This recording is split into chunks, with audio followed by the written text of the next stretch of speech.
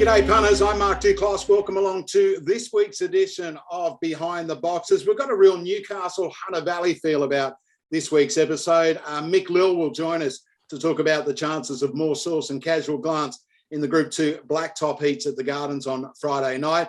And leading Newcastle trainer Mark Davidson will be our feature profile as well.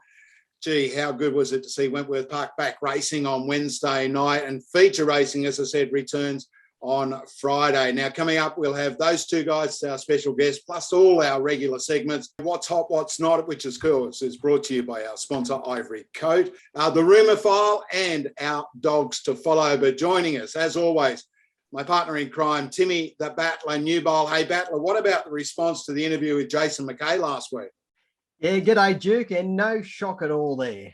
Jason, he's a real character. He's great to listen to. He's great to sit down and have a chat to and enjoy a beer with. But then when you get to that next level and he begins to talk about training greyhounds and what he does day to day and getting their bloods right and this and that, it didn't shock at all. If I was a training greyhounds, it is one episode of this series I'd want to tune into and watch and just take whatever you can out of what Jason was saying, because look, we all know there's not too many better conditions of a greyhound in this country than Jason McKay. And it was great to see it was well received within the industry and everyone tuning in and watching last week's show, because it was enjoyable doing the show with Jace, because we know him pretty well, Duke, and he's certainly a character. Yeah, look, the amount of texts and phone calls I got from leading trainers, and I mean leading trainers, who said it was just outstanding to hear Macca talk. I mean, that was one of the big things, and that's what we're trying to do here on Behind the Boxes, whether you're a punter or whether you're a trainer, try to bring you that information. Battler, lockdown is imminent, or the ending of lockdown is imminent, and so too is Freedom Day. It must be like you're getting out of jail, mate. Oh, counting down the days, Duke. Counting down the days. June 26th, we went into hard lockdown here where I am, a suburb here in Sydney. And yeah, I'll tell you what, I'm looking forward to getting a haircut. That's one thing I'm looking forward to doing. I don't think I've ever gone this long without a haircut in my entire life. I've already made a couple of restaurant bookings. The pub will be getting a run at some stage in the next few weeks. And it'll be good just to have a little bit of a break from, my lovely family. I think we all need a little bit of a break from each other, because it's been a pretty tough few months. Just need an hour or two to get away, even just go to the pub and a few beers and enjoy a bet with the mates and the like. So, it's imminent, and, we're basically counting down the days. Well, lockdown is not part of our life up here in Grafton, so you're welcome when you do get out of jail, head north. Beautiful downtown Grafton. The jacarandas are about to bloom. Hey, listen, Battler, big news today. Greyhound Racing New South Wales has announced a 23% increase in prize money for 2021-2022. The new total is a record $47 million, which doubles the figure that was paid out just 6 years ago. Quite remarkable, such an increase from 2014, 2015, Duke. The industry was, on its knees back then we didn't know what the future held, but now look at us here in 2021, $47 million to be paid out in prize money for this current financial year, an increase of $440 per maiden race, an increase of $800 for all provincial races, 440 metres and above.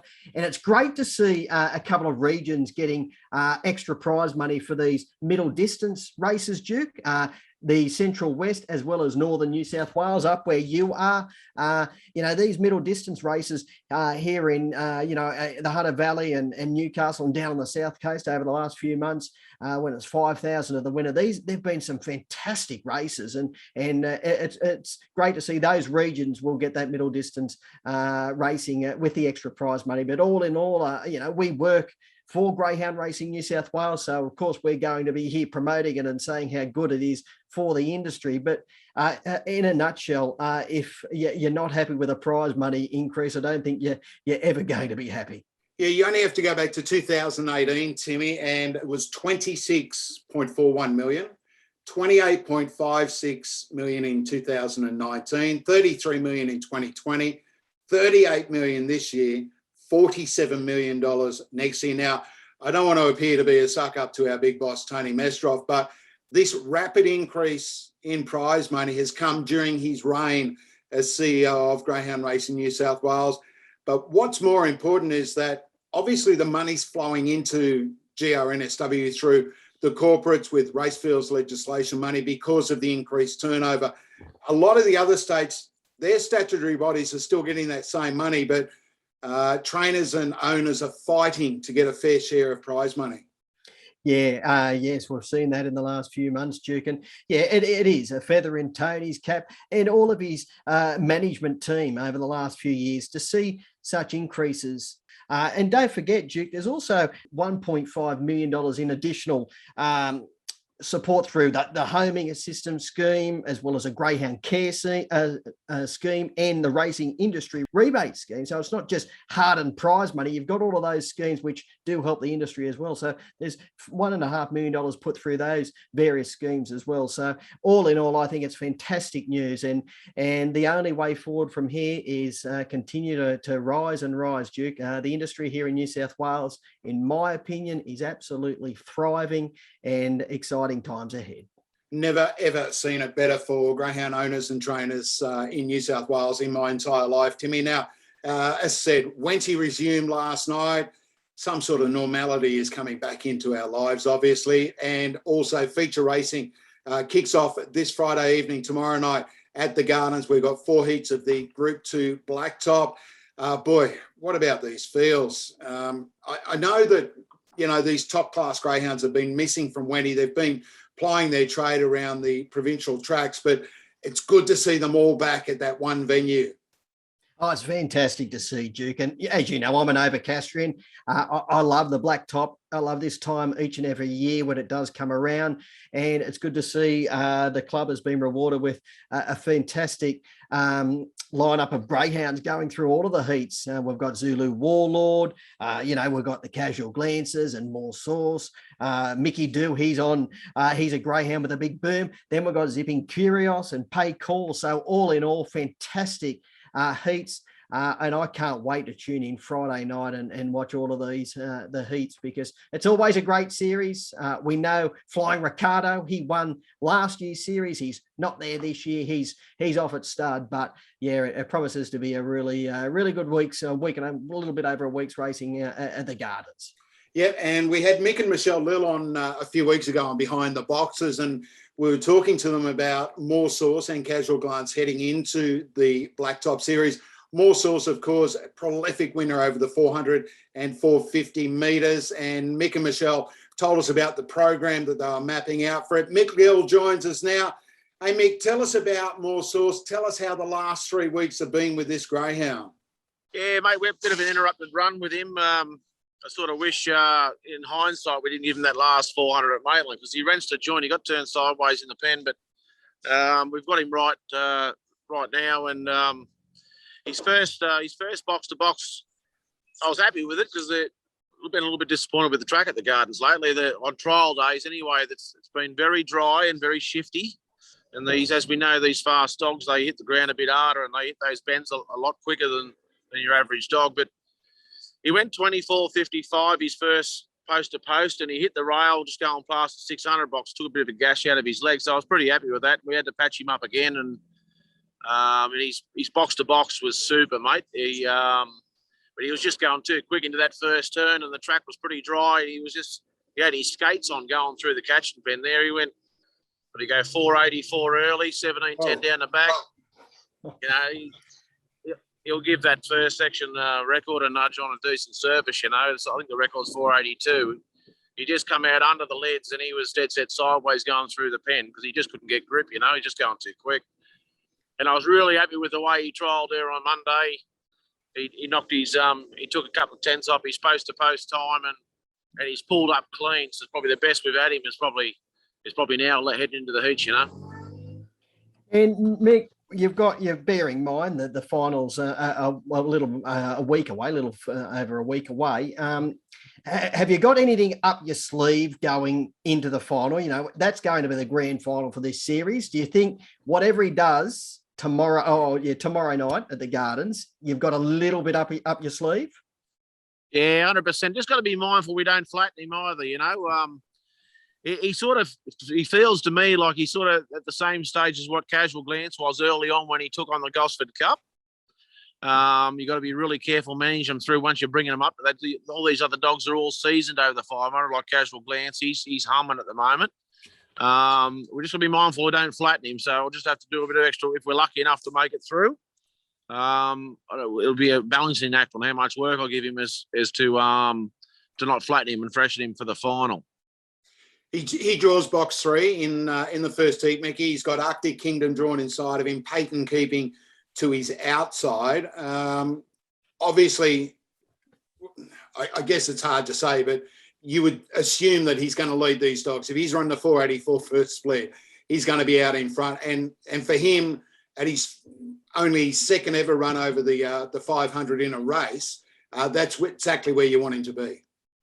100%, mate. We need to be out front. Well, they're speed dogs, Duke, as you know. You know, Casual Glance is getting a lot stronger now, and he can come from behind now. But early on, he was just a speed dog. More Source is just definitely a speed dog. He needs to lead to win. And I think come Friday, I'll have him cherry ripe going into the heat. And if he runs that first section that we know we can, like he's going to run sub 4.8s, which is just bonkers, even just the thought of it, you know. Like he should be able to get under 4.8 off his 484 the other day, you know, and he'll be running 17 O's down the back. So he's going to be, you know, he's going to be well in front. Just on times, he's going to be well in front. So he probably only needs to run, you know, 29.5 or a little bit better, and he's going to be in the finish, you know.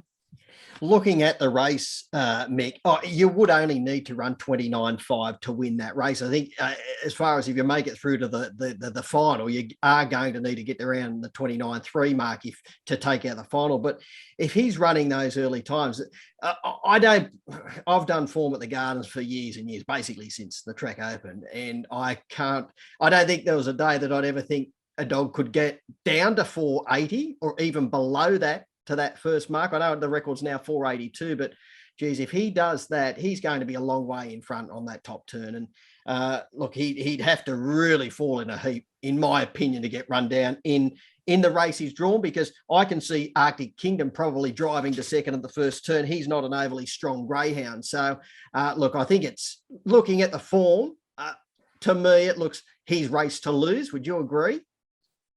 Mate, if he leads, he's supposed to post run home time the other day on Monday was 12:10. So, you know, Casual Glance's run home in 11:98. So if he runs close to those first two sections and can run home in 12:2, he's going to run 29:40 at least, you know. So, yeah, I'm looking forward to it anyway. We'll see what happens. Casual Glance, he draws box 3 in the second of the heats. He's got a PB there at 29.54. Mick, he's got a 492 first split there, I think it is, when leading. His unbeaten run of 5 came to an end at his last start. He was a moral beaten, got beaten an eyelash. How's he been coming into this Friday? Yeah, seamless. Yeah, really happy with him. Prepped up beautiful, work at home solid. There's a bit of a balancing act with him too. He doesn't cop a lot of work, but you sort of need to keep him just that little bit fresh. He loves his races spaced, but you can't have him too fresh. Otherwise, he dances in the boxes. If you watch these replays, you'll see him dancing when he's too fresh. So we elected to give him a hit out Monday night instead of last Friday, and that'll just take a little bit of edge off him, and he went super, mate, 24-27. So he's humming. So that was the plan going into this race, Mick, to just ease off on him and just give him that little bit of a freshen up. This has been a plan. There was no other reason for the 3-week break. 100%, mate. That was the plan all along. And he comes up. He's probably got a tougher heat than what More Source has got. But of course, we're going to speak with Mark Davidson in our next segment. Mickey Do, a 29.3 dog there at the Gardens. How do you see that run to the first turn there, Mick? Yeah, he's a nice pup on the rise. I think they snuck him up to Lismore, didn't they? Give him a bit of a trial. So I'd say, imagine he's heading towards the Lismore Cup after that. But, you know, he's in very good hands with Mark. The dogs are, you know, he could be anything. He's already in the markets for, you know, the Melbourne Cup and the Phoenix and the like. So You know, he's carrying a bit of a tag with him, that dog. Very, very smart dog. If my boy leads, you know, on his post to post and on his form and his ability and everything that he does basically week in, week out, he's going to take some catching if he finds the front early. He's starting to get some race smarts about him too.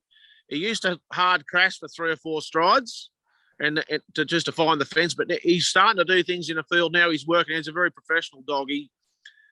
If he's got pressure from his inside or out, he sort of adjusts his line now. He's a very smart dog, and I'll tell you, he's in good order. Geez, I'm happy. I'm more so happy with Casual Glance leading in than I am with More Sauce. His prep's been seamless. I think that's a push if I've ever heard one in my entire life. There is a bit of confidence there, Mick.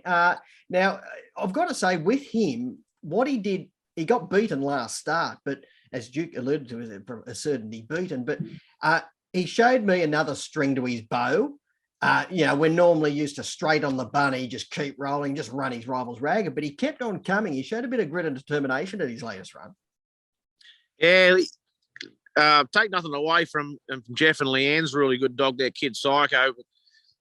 He rails beautiful, but once he hits the straights, he moves off. And when Casual Glance missed it off the red, he really mustered hard. Kid Psycho sort of got halfway around the bend, and just before they got to the back, you seen Casual Glance was coming 2 to their 1, and instead of picking inside or out, he picked the outside, and just as he picked the outside, that's when Kid Psycho moves off, and he carted him off 3 or 4 dogs.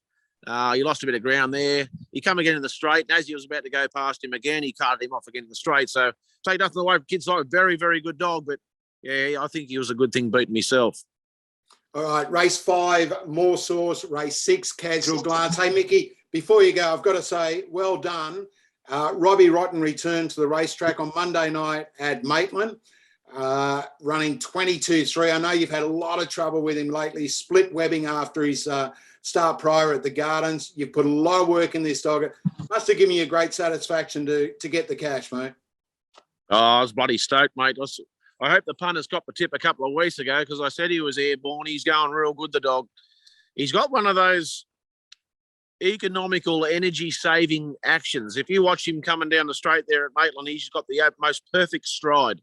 That's why I think he'll get that 600 like I spoke to you before there, Duke. He's very clean-winded. We didn't do much. I was going to give him another trial last Wednesday, actually, just a blowout just before Monday, but he just done that well at home. I just elected to give him a bit of work at home and just keep him a little bit on the fresh side. But, yeah, it was a big thrill for the owner, Dion, and his lovely wife, Naira.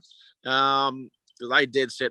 They just go bonkers every time he races. You know, it's just that's what greyhound racing is all about. It's the best sport on the planet. When you got owners that just really love watching their dogs, and it gives me a massive thrill to see the owners happy. That's what it's all about, Jude. Hey, Battler, I did ring Mickey a few weeks back asking him if Robbie Rotten was for sale, but I think the conversation went, mate, I think they'd rather sell a kid before they sell the dogs. Hey, Mick, what are the plans for Robbie? Where are you going to go with him, mate?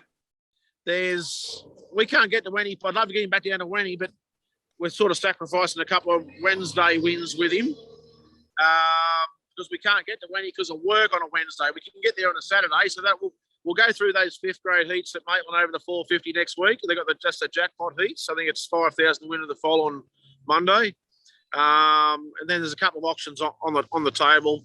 Possibly, I think Goulburn Cup would be a nice race for him, similar to Maitland, and obviously Wentworth Park on a Saturday. We'll just slowly build him up. There's plenty of options coming up, especially, it'd be nice to get him up to the, a couple of 565s at Maitland or a 600 and then freshen him back up for the Gosford Cup. That's a proven formula, that.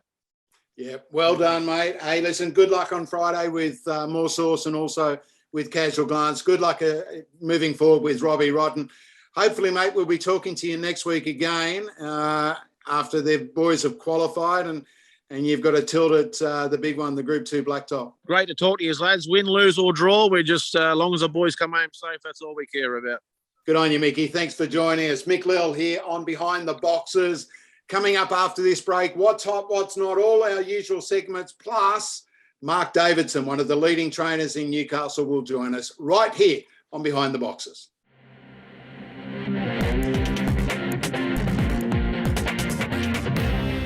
Welcome back to this week's edition of Behind the Boxes. Coming up, what's hot and what's not, brought to you by Ivory Coat. We're going to have the rumour file. We'll also have dogs to follow, and Timmy and I will just waffle a bit like we always do, but we're sticking to a blacktop theme now with our next guest. And Newcastle trainer Mark Davidson has enjoyed plenty of success over the past couple of years. He's got 2 real live chances in this year's blacktop series in Ritza William and Mickey Do. Davo, welcome to Behind the Boxes. First off, mate, I know your dad belly trained dogs. Is that where you got your grounding from, mate? Yeah, it started with my dad. It started off with him and a couple of mates, one of my dad's and one of mine, and we had a bitch called Mystique Magic that we won a few with, and from there we bred with her, and from that you just got a bit of a bug. Dad trained in the sort of early 70s and then got out, and then he come back in, and I said, yeah, I'll come in, and as I said, one of my mates and one of his mates, and the 4 of us started a bit of a syndicate, and we've kicked on from there. And Davo, you owned your own tiling business for about 20 years, and back in 2015, you went into full-time training. Did you always have aspirations to go into full-time training? And in 2015, I'm sure there was a few anxious moments with what the industry was dealing with back then. Yeah, Timmy, for sure. It's look, running your own business, as you know, you're dealing with a lot of pressure, and just in the end, it started to just get me down a bit. So I thought, well, I need to change the scenery.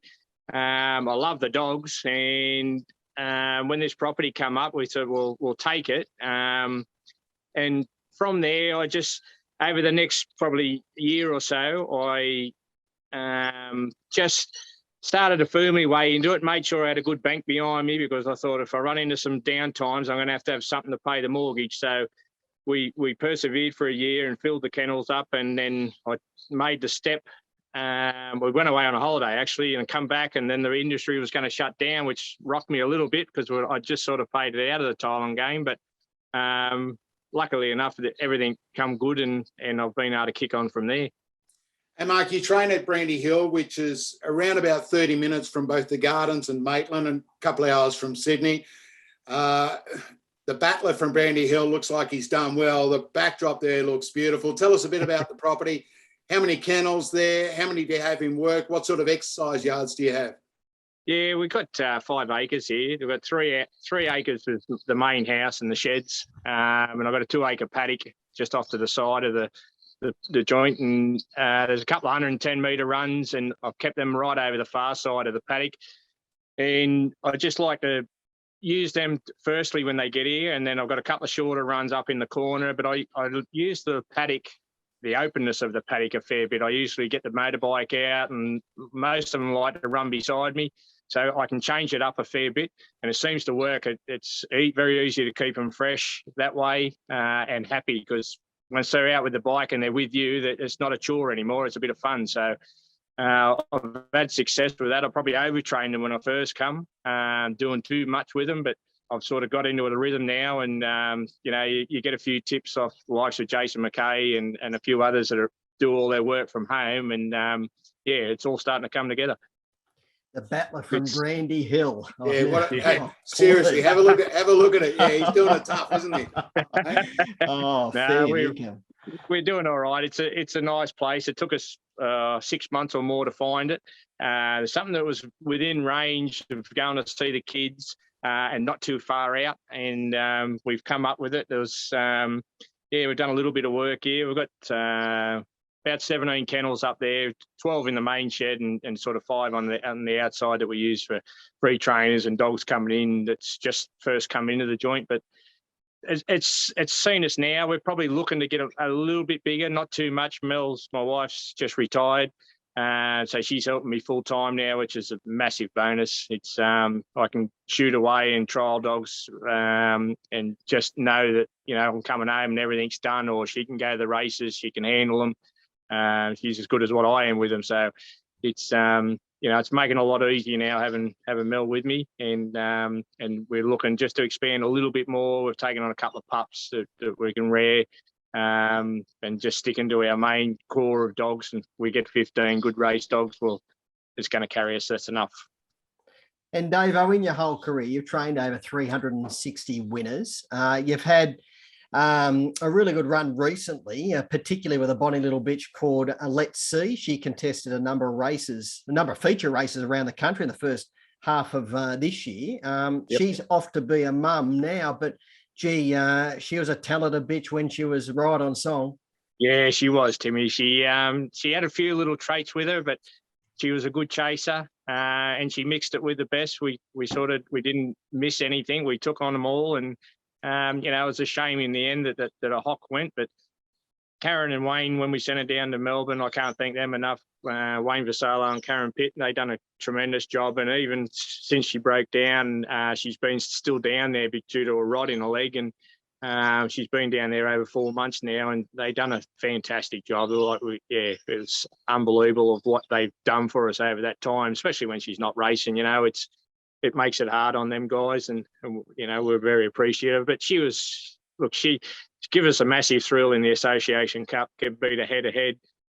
It's probably the closest I've come ever to a group race, and it was the first time I've ever got a bit of heart racing behind the boxes coming to the line. So. No, she was a great bitch, and hopefully she can throw something. That's a big thing now.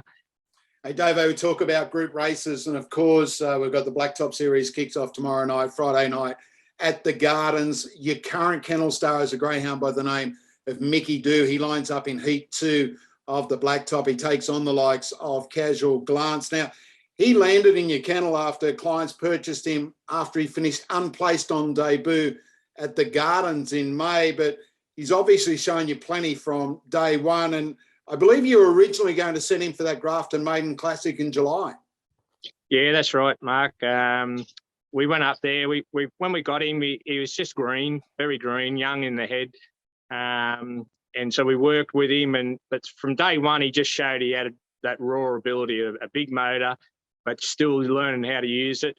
So we went up to Grafton, we give him a look over the 350, and he run 1980 first look. And I think it was dog of Johnny Darts had won the night before. It held the record from the trial, and then it run about 81 that night or something like that. So we thought, gee, this is good. And then we went back, and he just had a little hiccup, and it just put a bit of pressure on us. And we decided to pull the pin on it because we just wanted him to be 100%.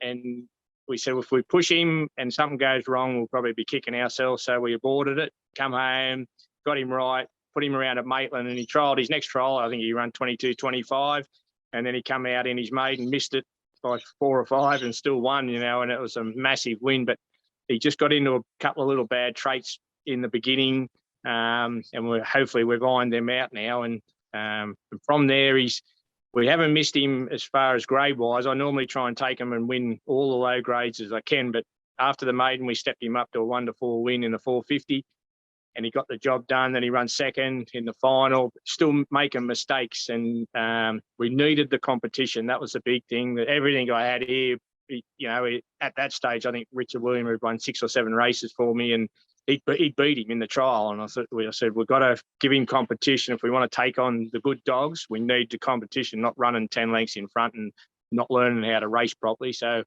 we've sort of, pushed him into the races where he's been a bit outgraded, but he keeps coming up trumps. And that's all you can ask of a dog like him. He's had 9 starts for you, 10 starts in total, but 9 starts, 7 wins, 2 seconds.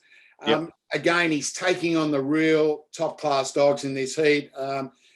You're not worried about throwing him into the deep end? No, not really, Mark. He's, I know he can do it. He's run his 29 threes down there, and, we thought it would be a good test when Zulu Warlord come up, and he got the job done. And, probably Zulu Warlord's not the same dog at the Gardens that he is at Bathurst and all that, but you still got to beat him, and he did it, and he did it convincingly. So, look, Casual Glance, they're all season dogs, great 2 first sections, but if he rolls out, he can run those sections, and I know he's strong. So it's, you've got to take him on sometime, and he's been set for this for a while. He's been done all his homework down there. He's raced there, and we had the option to go to the Vic Peters and race in his age group, but we've only had one look at when in, that was last Wednesday. So you sort of going from one to another. So we said, we'll stick with the plan. And if you don't happen to make it through, we'll just go to the Vic Peters after that. Yeah, he's doing everything right, and I'm very happy with him at this stage. And leading into Friday night, Davo, he has had a 4-week freshen up. So that was always the plan, to give him a little bit of a break. I believe you've trialled at Lismore. You've mentioned you've gone to Wenty, and now you've got him back to the Gardens. You're always planning to just ease off into this series. Yeah, Timmy. It's he'd been up for a while, and he'd raced hard races, and we'd done a lot of work with him in between the races on his box work and stuff. So we thought, well, he needs a little bit of a break just to freshen up. So I think he got nearly 2 weeks, and then we headed up to Lismore, and he went a box to box up there. Come back from there, went to when he had another box to box, and then he's topped it off with a box to box here for the Gardens. So look, he's a dog that likes to work, but obviously he can't do it week in, week out. So we just thought, well, time now, and we'll cover all the bases. And sort of when he popped up out of the blue, because we weren't sure what was going to happen there, but we knew we could get to Lismore. So we just put the box to box in down at the Gardens just to cover our bases as soon as it opened. And look, I think off what he's done so far, he continues to improve each run by working him. He's a dog that likes to work. You put him in the paddock, and he wants you to be out there with him, and he'll run round and round in circles around the paddock, and just, he's a happy dog, like when he's working, and he pulls to get on the walking machine, pulls to get out there, and the rest of the time he'll sleep, and that's it, and he just seems to thrive on it. Yeah. Dave, Ritza William is your other greyhound in the Blacktop series, owned by Frankie Gatt. He was transferred to you earlier this year. Now, you talk about honest greyhounds. He's certainly one of those. He loves the Gardens. He's run 45 there as a PB. He comes up in heat number 3 of the Blacktop. He's drawn box number 3. How do you rate his chances, mate? Yeah, look, I think he's very well boxed. You got Kid Psycho's next to him. He's been next to him a couple of times in the free-for-alls, and he normally goes pretty straight. Convoluted's got a little bit of pace there early, but off his last start there, he ran 485 and 17-1 to the back. If he repeats that, then the likes of Fire Legend and the Zulu Warlord out there, they're going to have to come across and get across him, because I know Kid Psycho, he's a 490 dog to the mark. He'll be there early. So there could be 4 of them going into the turn, and you want to be on the fence. And if he's on the fence, he'll punch through. He's going super. He's 45 probably pulls him up. He just gets a little bit tired towards the end. He's not as strong as Mickey do. But if he reels out his sections early, I think he'll be on the fence and up the front, and that's where we want to be. He's a good, tough dog, and he's another dog that, similar to Ritza Tommy with Andrew Bell, like the more they do and the more they race, the better they go and the better they pull up. And, he won 3 500s, a 500 at the Gardens on the Friday, a 450 at Maitland on the Monday, and went back to the Gardens Friday and won a 500, and that was his best run. He got quicker as he went and was pulling up enormous. So the little breaks, he dislocated a toe at Gosford when he was in front against Fire Legend.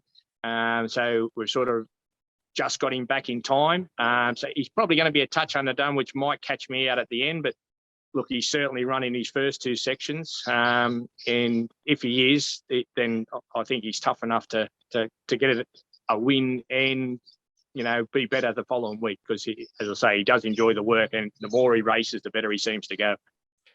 And Dave, being an Overcastrian, I know the Blacktop would be near the top of the list of races you want to win. What about the other feature races around the country? What's that one race Mark Davidson wants to win?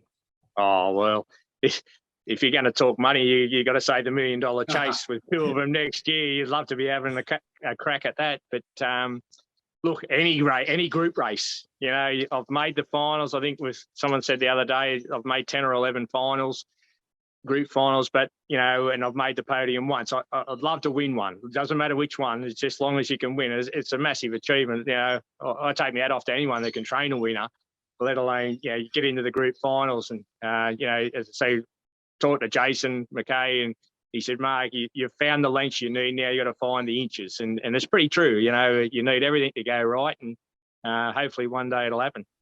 And hopefully Dave, you touched on your wife Mel earlier. The old saying, behind every good man is a great woman, and without Mel's support, there's no way you'd be in the position to be where you are and have the success you've had over the last few years.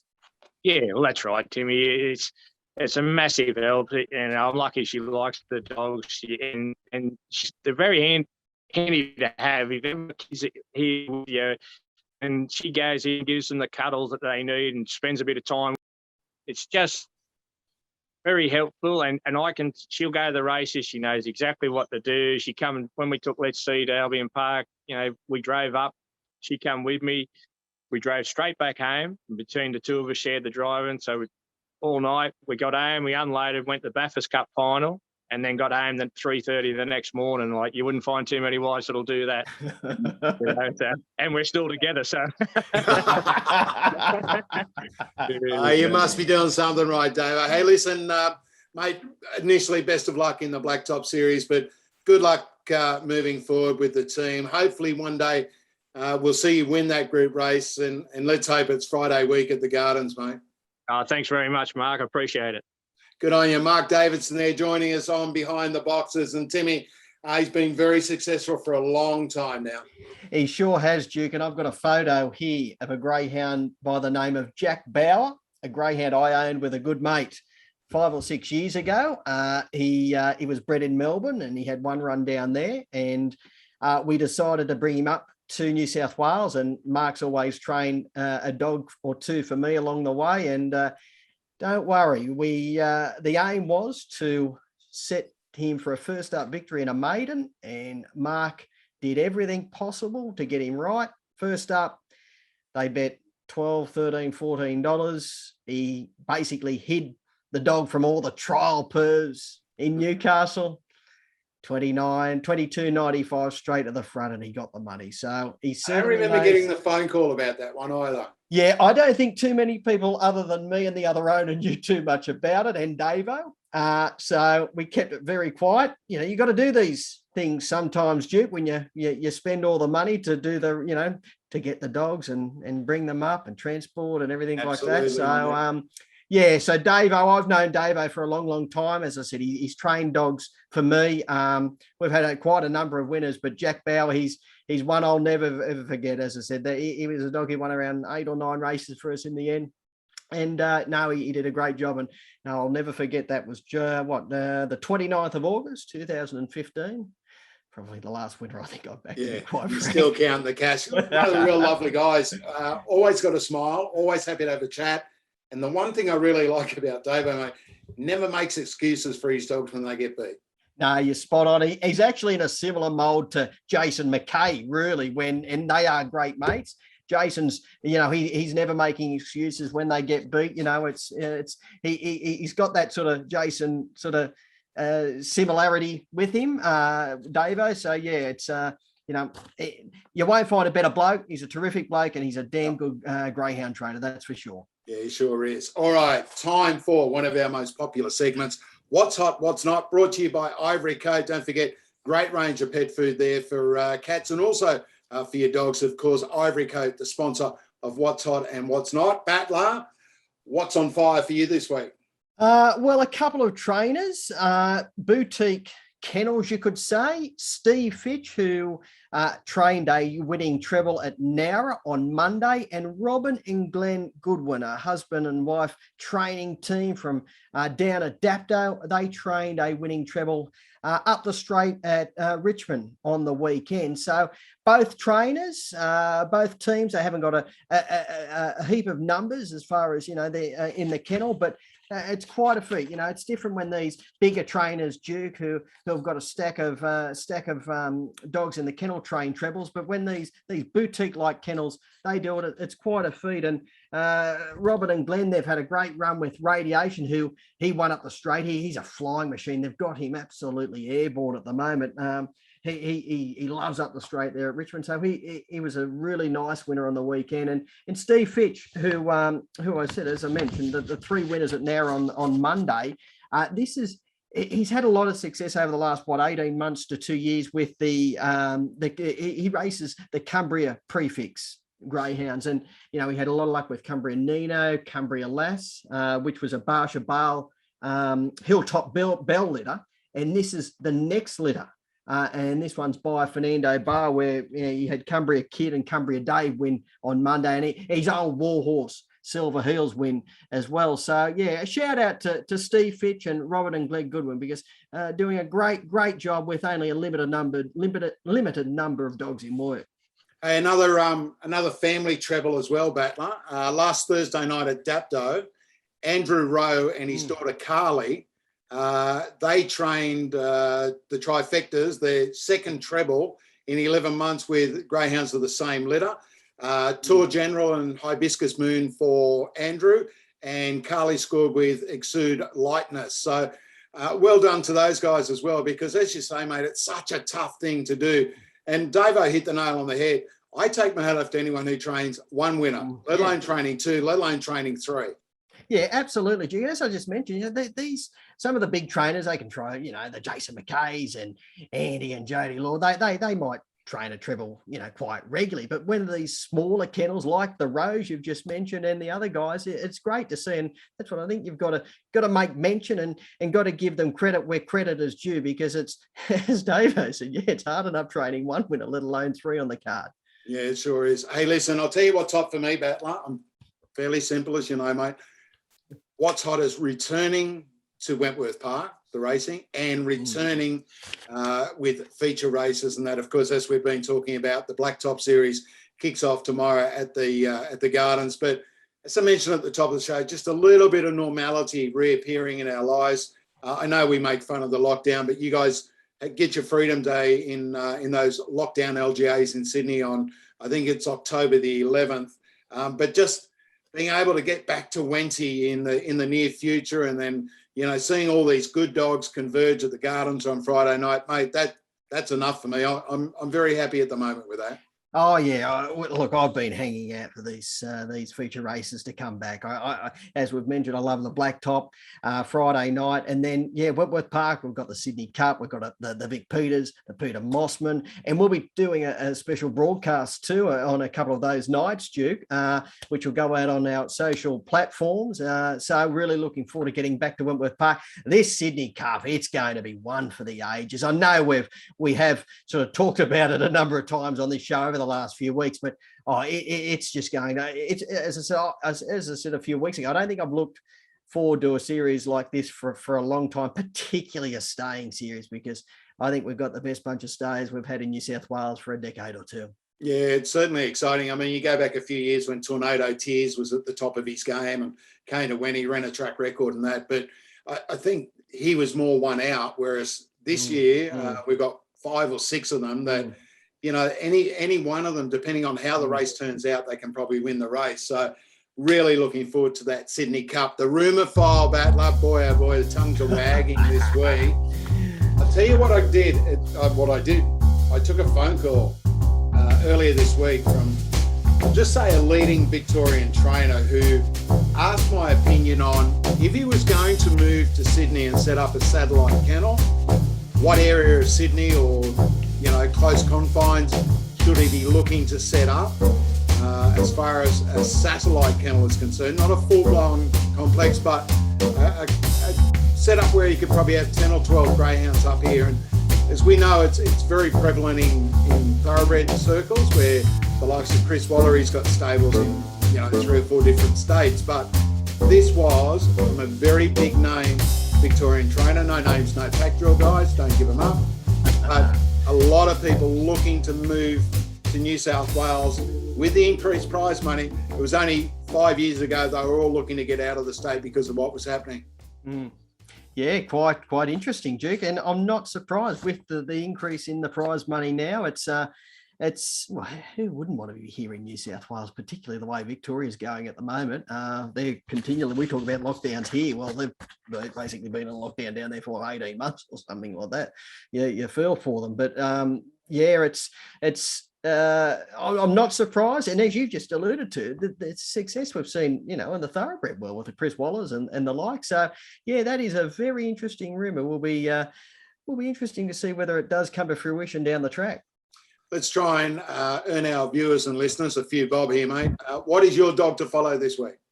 I'm really keen on Paycall. Look, she's not really a dog to follow, but I think we can get an earn out of her this weekend. She's going around in a heat of the blacktop on Friday night. She's drawn box number 1.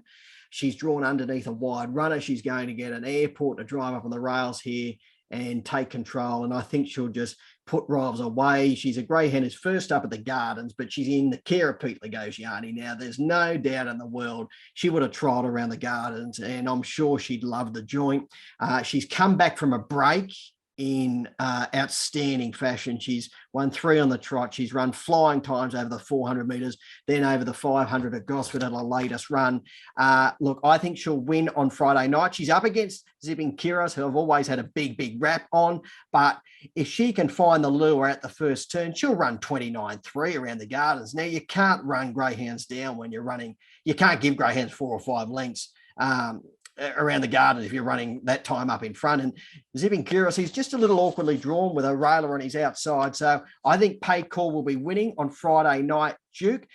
Now, I've been searching for an all-in market for the blacktop. I haven't found one just yet, but the corporates or the tab might go up in the next 24 hours, 48 hours. So if you can get on Paycall and the all-in, I'm assuming she'd be around the $10 or $12 mark, being $3 to $3.50 on Friday. I think she's a real good bet. Paycall.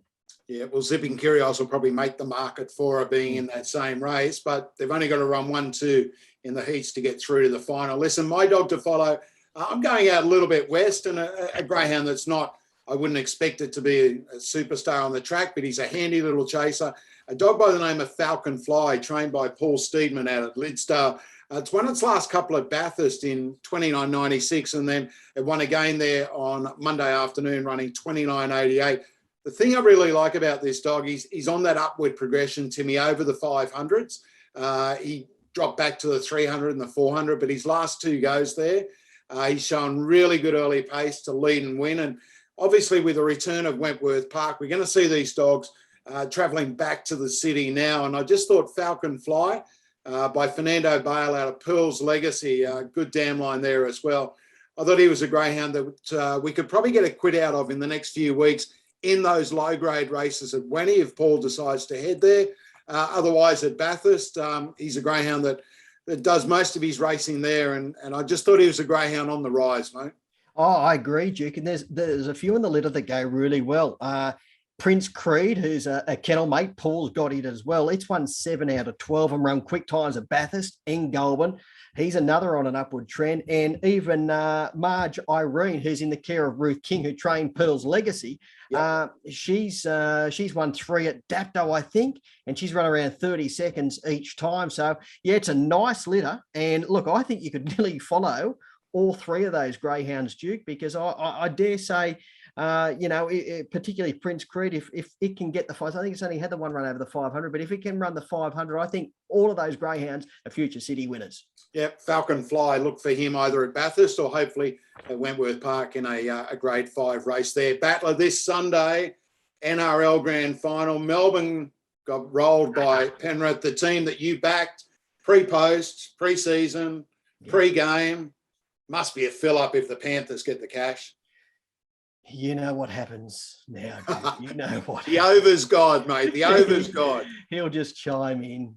Look. I haven't got the running for a big result. I'm not punting on the football like I did a few years ago. I was punting quite hefty a few years ago. But no, it's only a little result. But I did back Penrith early, but I backed them last week. It was a nice little result last week. It's 360 or 370 or whatever it was.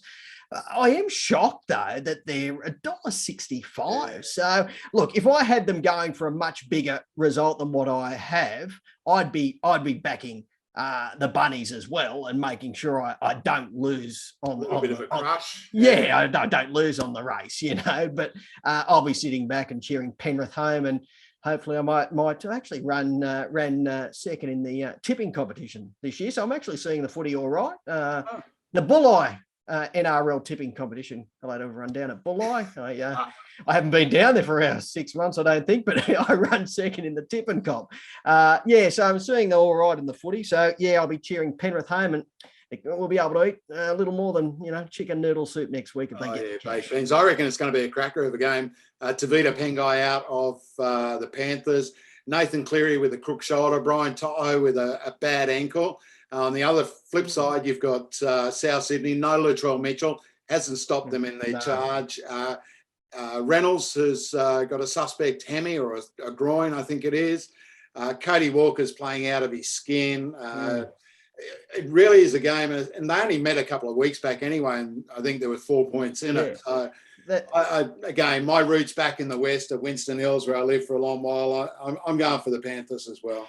I'll tell you what, Penrith have had a couple of very, very hard games. A fortnight ago against the Bunny, it was a hard and tough game. And then last week against Melbourne, that was no easy game. So that's why I'm a bit surprised there's such a big difference in the prices, because the Bunnies have had a week off. They're coming into it a little fresher. But yeah, it's good to see you're sticking solid with the West, Duke. Absolutely. Don't forget, if you want to get in touch with us here at Behind the Boxes, you can send us an email. The email ID right there, which is btb@grnsw.com.au. Hey, Badler, martini glasses, sumo suits, shoes. What's been on the agenda for online purchases this week? And what are you going to do when lockdown finishes and you can actually go to a retail shop? Yeah, no, there'll be no more online purchases. I'm actually a bit over it now. I'm a bit over it. I don't like going grocery shopping. I don't like going shopping for clothes or anything like that. But look, I think I'll be looking forward to going into a shopping centre and doing a little bit of shopping in person rather than this online shopping. I didn't get anything this week. I think I've hit my level, and a problem. To be quite frank, the credit card isn't looking all that healthy. So I need Penrith to win. And then I might, do a little more shopping next week. I'll be able to pay off the credit card and we're back in play. But I've had to sort of pull up stumps a bit, Duke, because when I really looked at it last week, I thought, oh geez, we better come back a level. So what about you? What's been happening at Grafton? Any news? What about we delved into the love life? What about the stitch up on the love life? Yeah, thanks very much, guys. I tell you what, Grafton, it's been a bit chilly. A little bit of rain. We've got some hot weather coming this weekend. We've got a couple of 34-degree days. So I've been out getting the pool ready. But I had a pizza last week from a pizza shop up here called the Big River Pizza. Right? They're not a sponsor, but I wish they were. Oh, they will be soon. Seriously, the biggest and best pizza I've had in years, mate. It took me 3 days to get through it. Right? Stop it. It was absolutely gigantic. Last night I went to the club for the first time. The dearest lamb cutlets I've ever had in my life. They were beautiful, right? The lamb cutlets are only $22, right? I knocked off a monkey on the punt, right? So, the dear lamb cutlets. But we are getting ready for the Jacaranda Festival, which hits here in late October. We've got a big maiden race coming up at Grafton, which is named in honour of my great mate, Albert Gleeson. We've renamed it the Albert Gleeson Jacaranda Maiden. It's going to carry first place prize money of around $8,000, mate. The heats for that will be in late October. I think it's around the 26th or something like that. The final, the first week in November. But yeah, Jacarandas, they're starting to bulb. Everyone's talking about the Jacaranda Festival. Ian Moss is going to play up here. Troy Casadale. And you know what? I'm still able to park in the first row nearest the escalator entrance to the shopping centre, mate. Love regional life, buddy. Oh, you'll be there like the new mayor of Grafton soon. Well, don't worry, you'll be out everywhere promoting. Come to Grafton, to Grafton. Absolutely, mate. It's a great town. Oh, I know it is. Yeah, Bunnings across the bridge because I'm in town and Bunnings is on the south side. Hey, you can park so close to the door. You don't have to wheel the trolleys. It's bloody great. I love it, seriously. But it is a little bit Piccadilly. I'm waiting for this warmer weather to kick in because, I'm still got the Gold Coast temperature gauge on. Actually, you just mentioned too about the stitch up last week by the editor of this show. Now, it was outstanding. It was an almighty stitch up on you. Yeah, but Katrina. Yeah. Yes, well, I just want to make mention of Katrina. A big happy birthday to Katrina for Friday. She is turning the big 40. Oh, 40. I thought it was 60. Sorry, I haven't seen her for a while. She'll stitch you up more now. So happy birthday to our editor of this show, Kat. We've known her for a long time. She does a really good show editing this. She does a great job. And it was outstanding last week. I gave her a start at Sky. Oh, really? Okay. Yeah. So you gave her a start at Sky, and then she stitched you up deluxe last week, eh? Gee. Yeah, I don't think I was a favourite boss either. I think I'm a favourite presenter now, right? Because I just do, Please. You're just the, Please. Hey, seriously. listen. No, come But as I to said, there will be retribution. So happy 60th, what is it? 50. 40. She's 40. The big 4-0. Kat, there's no turning back now, believe me. Happy birthday, Kat. Hope you have a great day and celebrate with a few drinks and whatever else. Well, there's no doubt about it. She enjoys a drink. Wendy's back. Feature races are back. How good is this? It's game on. Game on, Duke. I'm going to see you next week on Behind the Boxes. Thanks for joining us, mate. Do it all again then. Ta-da. All right, Timmy Newbold there. And as I said, we got the big feature races just around the corner at Wentworth Park as well. So until next week on Behind the Boxes, I'm Mark Duclos. Good luck, good punting. Bye for now.